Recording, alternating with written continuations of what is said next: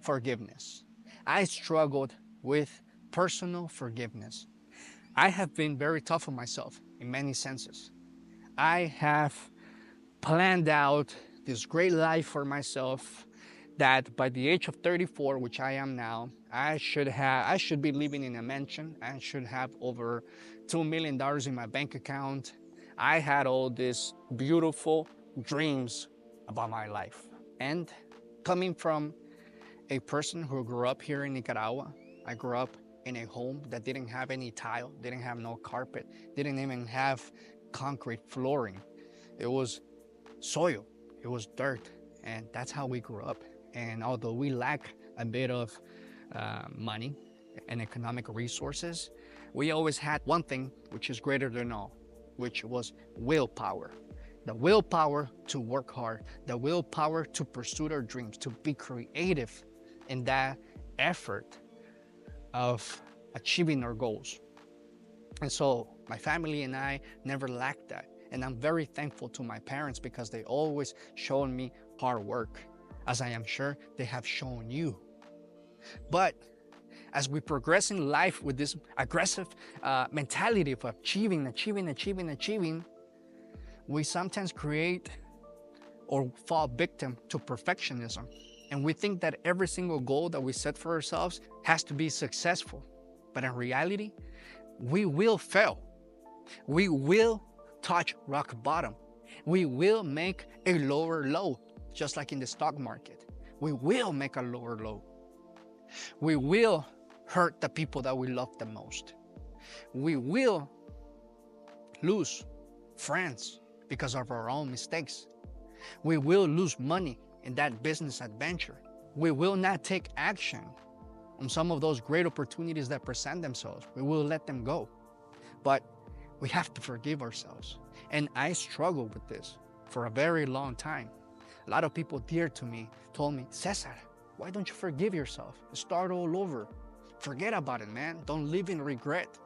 Don't live in sorrow. Don't live complaining.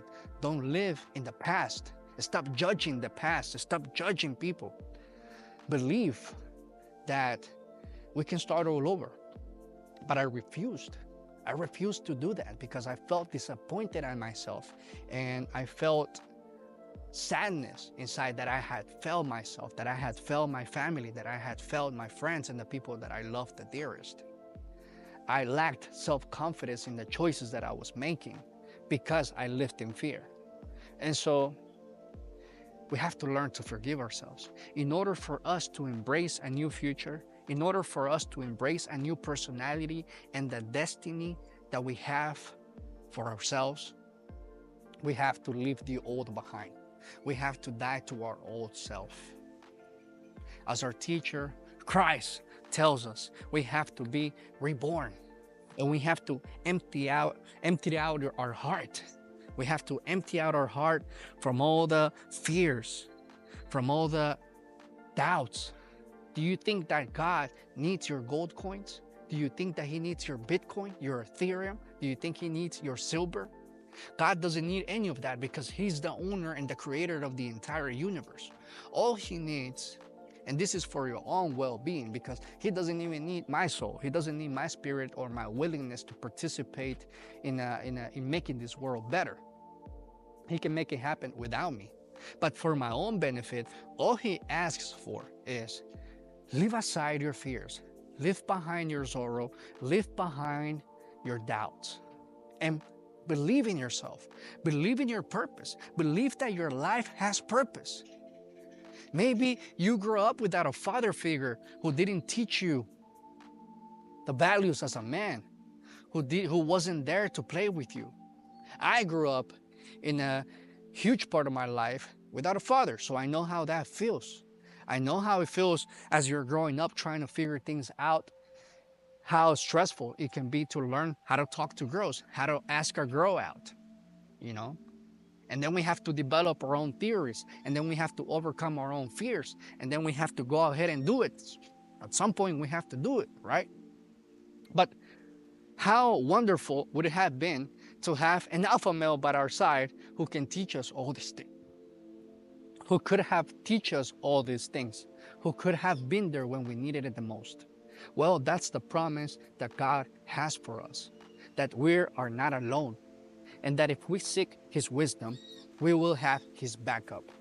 Now, I don't want to make this sound religious. I don't want to make it sound mystical. All I'm simply saying is that you have to have your values clear. You have to believe in yourself. And what does that mean?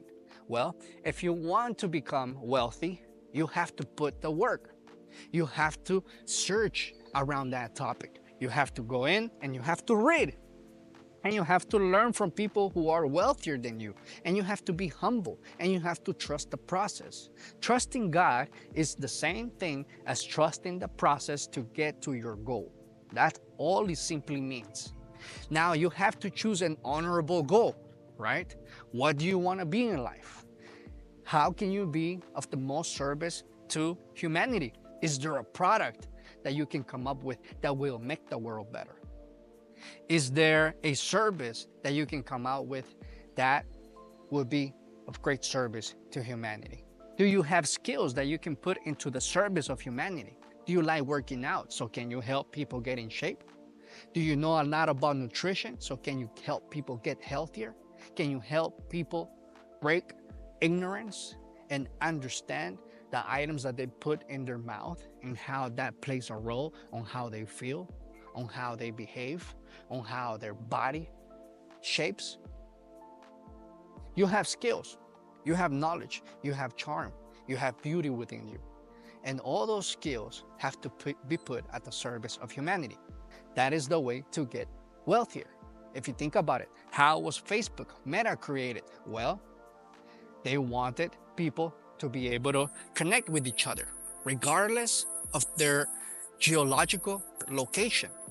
You could be in the United States, someone could be in Africa, and we could both connect, and we could both create communities despite of the distance. So that's a service, right? Everything great value comes from the idea of being of service. So in order to allow those ideas to flow through you, we have to leave the past behind. We have to leave regret, the lack of self-confidence behind, the fear and the doubt. Leave it behind and believe in yourself. Start with a book. Start by reading 15 minutes.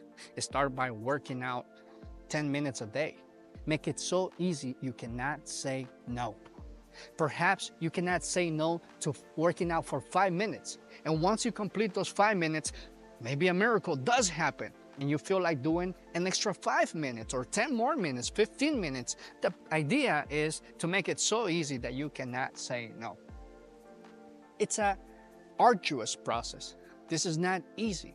And this is coming from someone that has suffered a lot, from someone that struggled to leave the past behind. But it can be done. It can be done. And that vision that we have for ourselves will become the compass towards that new future. Believing in that vision where your life becomes of tremendous values to humanity will become your compass. I believe in you. I love you because the universe is within me and the universe loves you as it loves me. Leave your comment in the comment box below. I wish you a beautiful afternoon. Subscribe to the channel for more and more profound, deep topics that will hopefully have a positive impact in your life as it has it in mine.